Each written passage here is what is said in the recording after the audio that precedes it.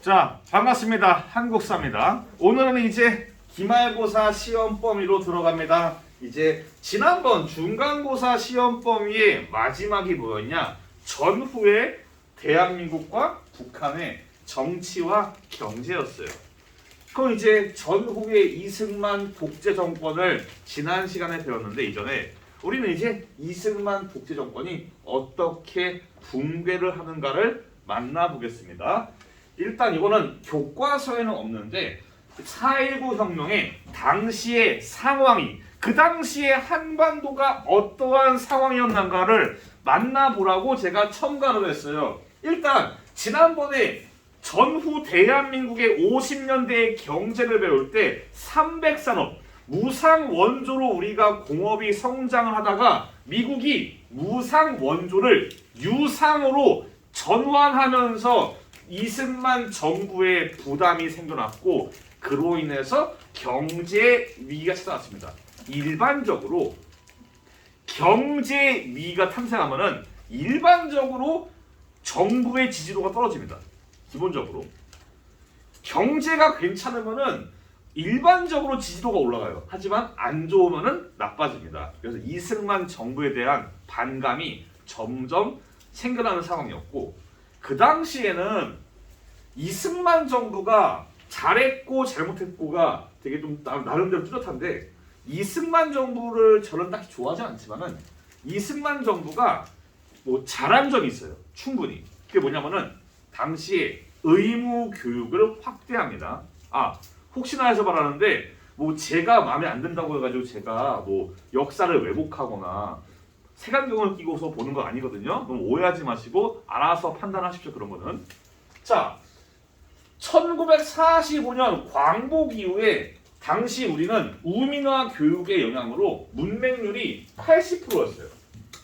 100명 중에 10명 중에 8명이 글자를 읽을 줄 몰랐습니다. 근데 이게 이승만 정부가 교육을 확대하면서 4%로 드라마틱하게 올라갑니다. 문맹률이 내려가요. 그래서 100명 중에 4명만 글자를 못 읽는 수준으로 완전히 달라집니다. 그런 상황이에요. 이러니까 당시에 교육열이 막 올라갑니다. 또한 단순하게 문맹률만 줄어든 게 아니에요. 당시에 대학생들도 증가합니다. 고등교육을 누리는 사람들이 이전에 비해서 압도적으로 올라갑니다. 일제강점기 같은 경우는 고등교육이 기회가 거의 없어요. 없다시피 합니다. 근데 이제 대학교가 막 각지에서 세워지면서 이제 대학생들이 많아집니다. 지금처럼 많지는 않아요. 하지만 당시에 교육열, 지금도 우리나라 교육열 높잖아요. 대학 보내기 위해서 막 학군 좋은 강남, 목동을 이사를 가고 그러잖아요. 그 당시도 사람들이 학구열이 제법 높았습니다. 이렇게 고등교육이 확대가 되면서 어떤 상황이 발생하냐? 이전에 고등교육을 받지 못하고 약간 문맹률이 높은 상황에서는 정부의 비리나 부정부패에 대해서 민감하게 반응을 안 해요. 그러시구나, 이승만님 만세, 이런 느낌인데, 이제 고등교육을 받고 뭔가를 아는 사람들은 불합리한 것, 부정부패 이런 거에 대해서 민감하게 반응해요. 이게 왜 그러지? 하고 의문을 제기하고 문제를 제기하고 그런단 말입니다. 즉 이승만 정부가 의무교육을 확대하고 그런 것들은 잘한 일이지만은 이승만 정부한테는 양날의 칼로 와서 안 좋은 결과로 나오는 겁니다. 걔네들한테는. 이게 당시의 상황적인 배경이에요. 그럼 본격적으로 직접적으로 4.19 혁명이 어떠하게 발생하게 되었나? 바로 3.15 부정선거입니다.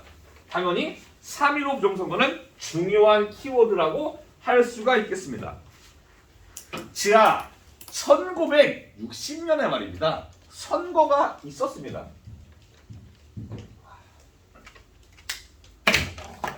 (1960년에) 선거가 있어요. 두 개 있습니다. 대통령 선거, 4대 대선. 부통령 선거, 5대 부선. 자, 대통령 선거 라인업. 자유당의 이승만, 그리고 과거에 내무부 장관을 지냈던 민주당의 조병옥. 이 둘의 대결이에요. 당시 이승만은 선거 일정을 확 앞당겨 버려가지고 조기 선거를 실시해버렸어요. 그래서 조병옥이 이분이 편찮으신데 병을 제대로 치료 못했습니다. 너무 상황이 급해져가지고 부랴부랴 미국으로 병 치료를 떠났지만은 조병옥 이분이 미국에서 사망합니다. 사망을 해버려요. 뭔가 많이 본 느낌이죠. 지난번 3대 대선도 신익희가 사망해서 이승만 단독 선거인데 4대 대선도 이승만이 단독 선거예요. 단독 선거의 경우는 문제가 없습니다. 깔끔하게 이승만이 당선이에요. 문제는 바로 241페이지를 잠깐 보시면은 거기 241페이지 오른쪽 위에 445입 개헌안이 있어요. 거기에 뭐가 돼 있냐? 대통령이 궐 위시에는 부통령이 대통령이 되고 남은 임기 기간 동안 재임한다. 즉 대통령이 건강상의 이유나 사망을 해가지고 자리에 없으면은 부통령이 대통령이 되는 거예요. 그래서 부통령 선거 자유당의 이붕 그리고 민주당의 장면. 이미 4대 부선에서 4년 전에는 이미 장면이 승리를 한 바가 있어요. 이승만이 나이가 많아요. 이승만이 몇 년생인 줄 알아요? 대략 1800년 1875년이에요. 이때 나이가 86세입니다. 어르신들 비하하는데 이 나이대에서 고령이잖아요. 대통령이야. 당장 다음날 죽어도 이상하지 않은 나이가 고령의 이 시대에 의학기술이 발달하지 않은 이 시대예요. 그런 상황이니까 자유당은 만약에 대통령이 이승만 됐다가 사망을 하면은 부통령이 대통령이 되는데 만약에 부통령이 장년이다. 그러면 자연스럽게 정권 교체가 나오는 거거든요. 그래서 자유당은 어떻게든 이기붕을 부통령으로 앉히기 위한 작업을 하는 거예요. 요게 특이한 겁니다. 일반적으로 부정선거는 대통령을 앉히는 거예요. 일반적으로. 하지만 3.15 부정선거는 이기붕을 부통령에 당선시키기 위한 그런 작업들이 이루어지는 겁니다. 이 점 이해했나요? 네. 얘들아, 네, 그렇죠. 그럼 부정선거는 어떻게 전개가 되었냐? 제가 학습지에도 자세히 실어놨고 교과서에도 있는데 영상으로 한번 만나보겠습니다.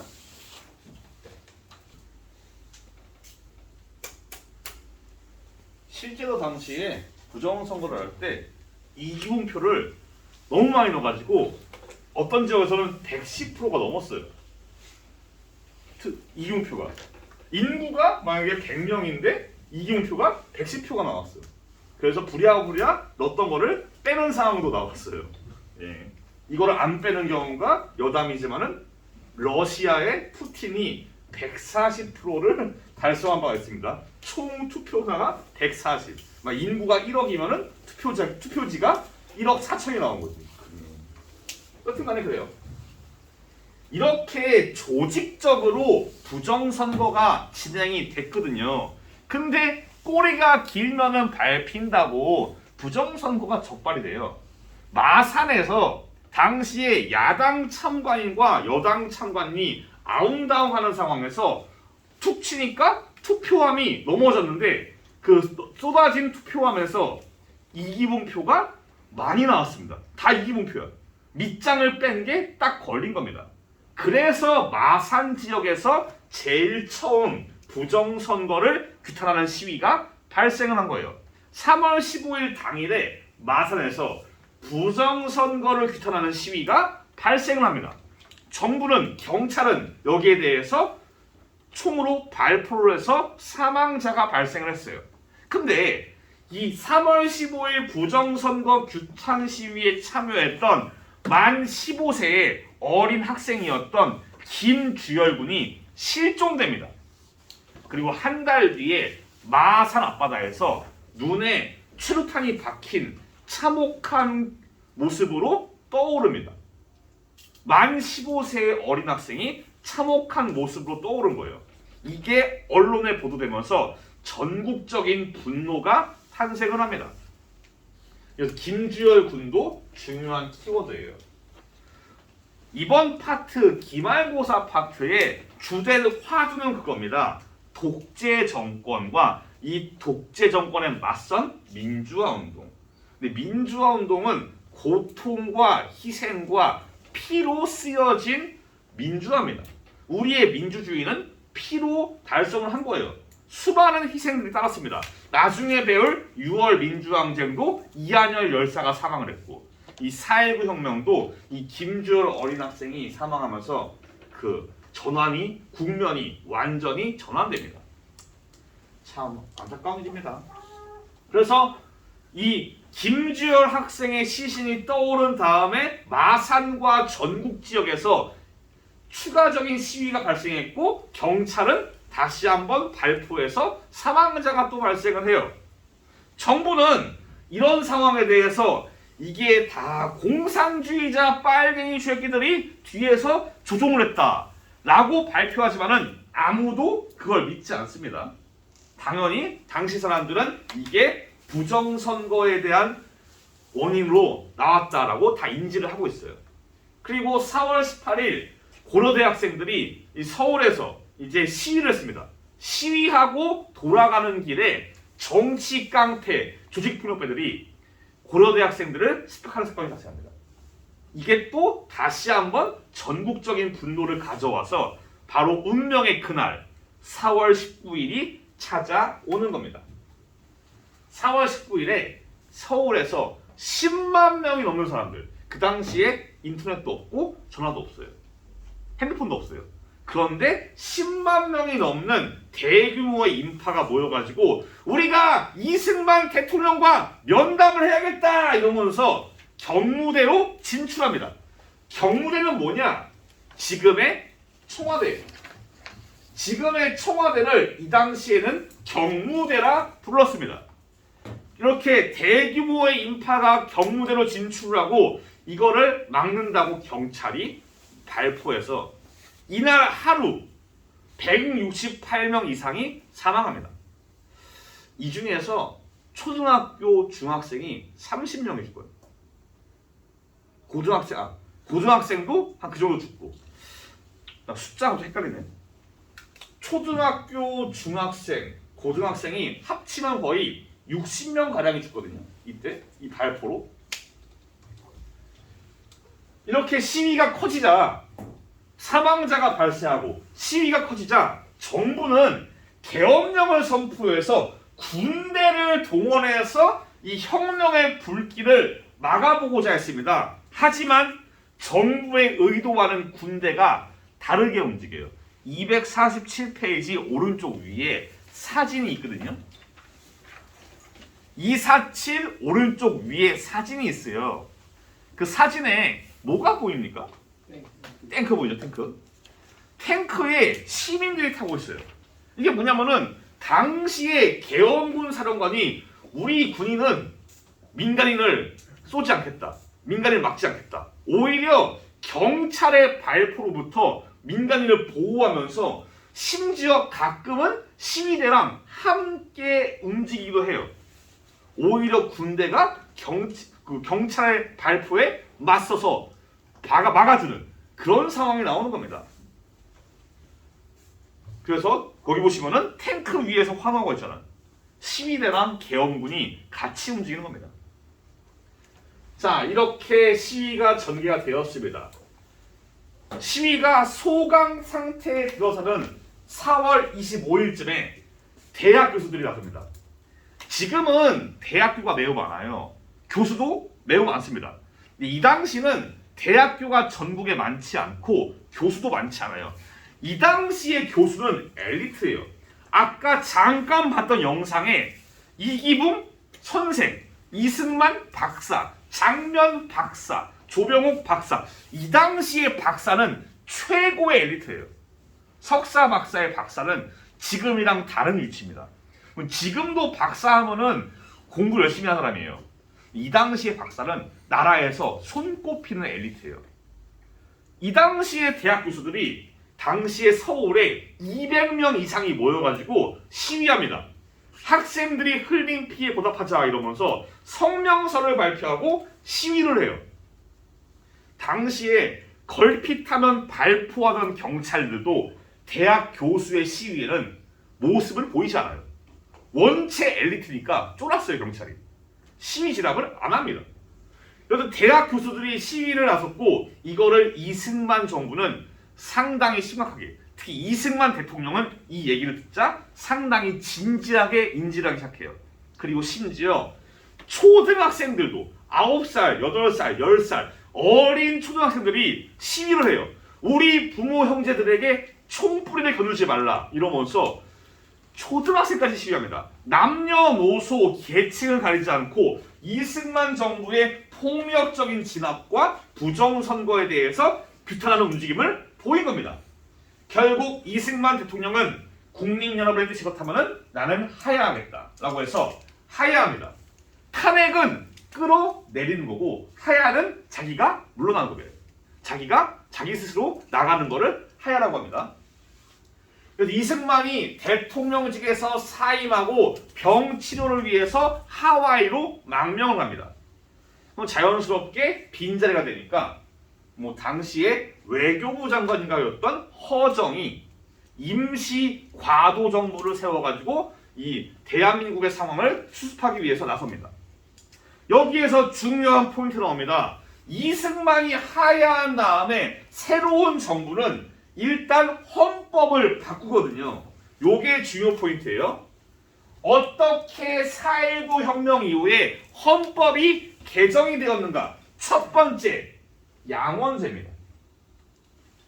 어려울 수 있어요. 왜 그러냐? 우리가 지금 사용하지 않는 제도와 시스템이에요. 양원제는 뭐냐? 지금 우리나라의 국회가 몇 개일까요? 한 개. 그러면 단원제입니다.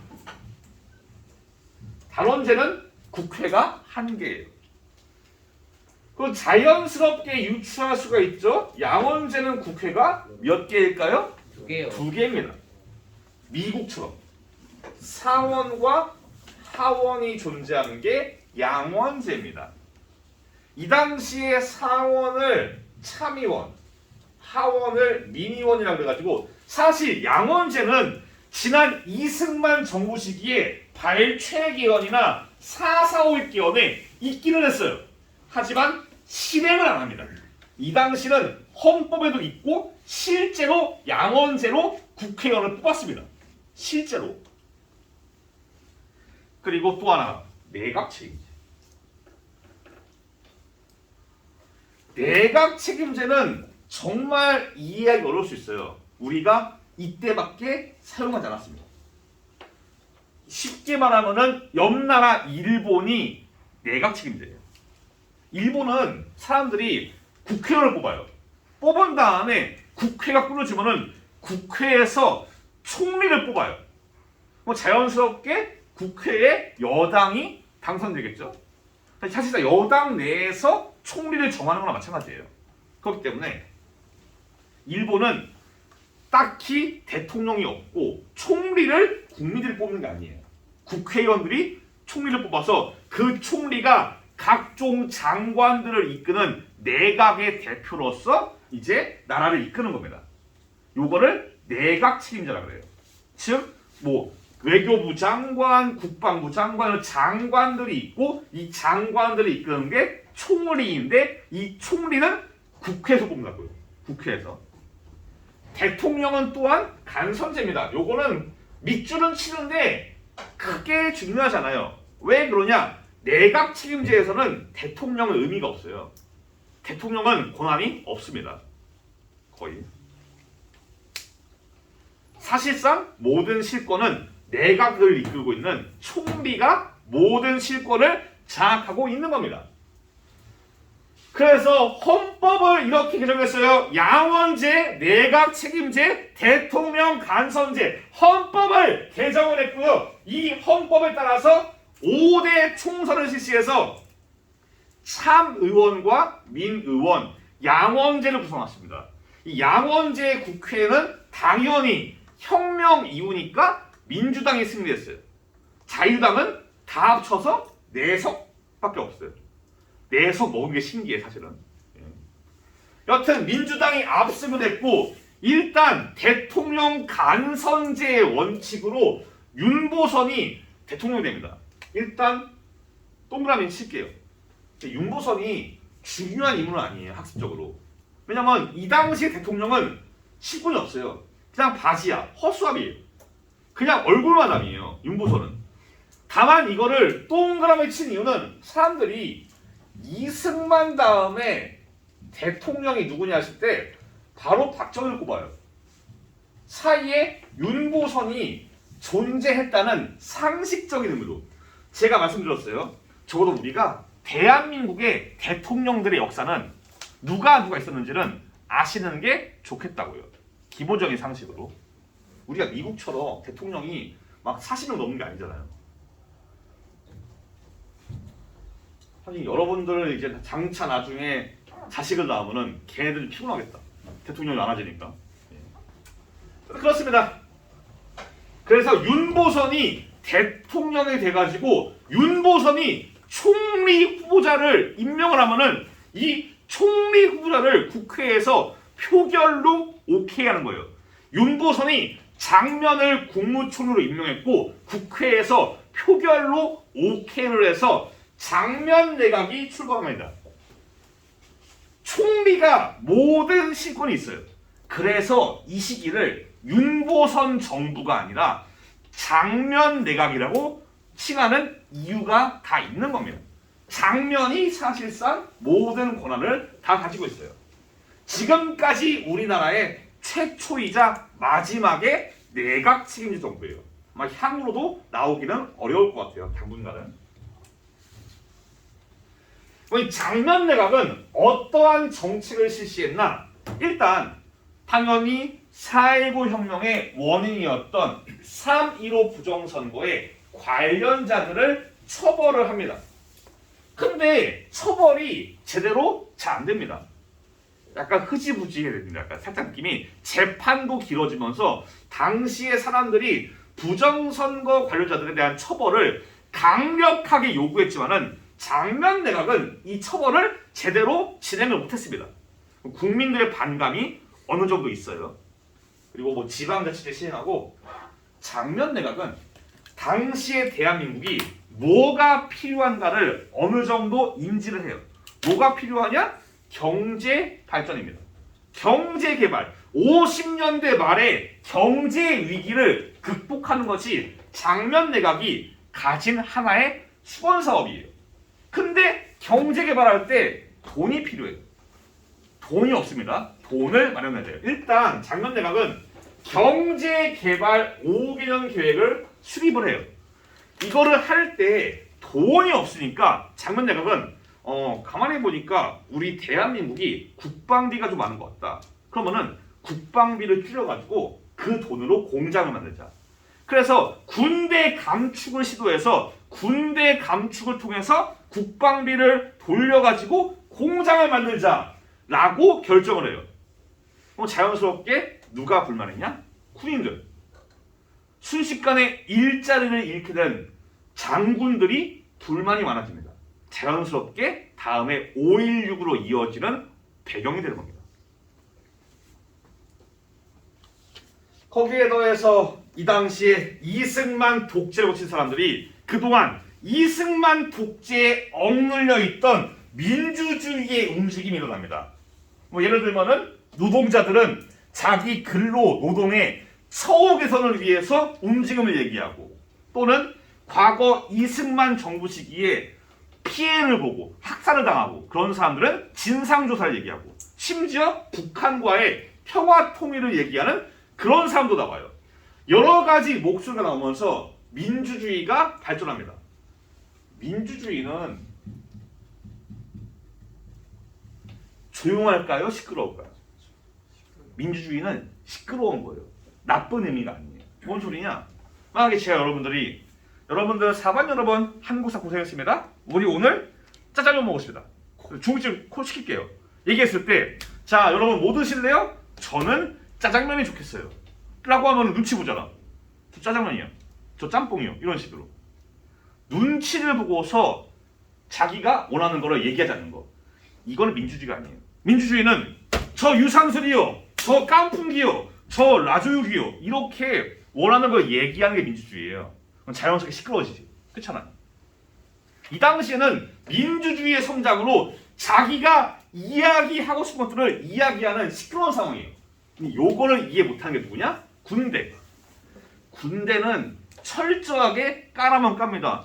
자 얘들아 중대장인데 뭐 먹을래? 나는 짜장면 좋겠어. 여러분 다 짜장면이야. 일괄통일. 이거는 절대 민주주의가 아니에요. 그런데 이게 고정이 된단 말이지. 군대에서는 이 상황을 이해 못해요. 왜 이렇게 시끄럽지? 그들한테는 민주주의의 움직임이 그냥 시끄러운 혼란이 되는 거예요.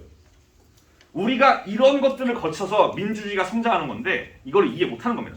군대가 다시 한번 불만을 가지는 겁니다. 즉 군대가 감축되고 혼란스러운 상황이 되자 군대가 여기에서 들고 일어난 겁니다. 근데 이게 전혀 혼란한 게 아니라 당연한 성장통이었어요. 네. 이렇게 민주주의의 목소리가 각계에서 등장하는데 문제는 정권을 장악한 민주당이 이런 목소리들을 대처를 못해요.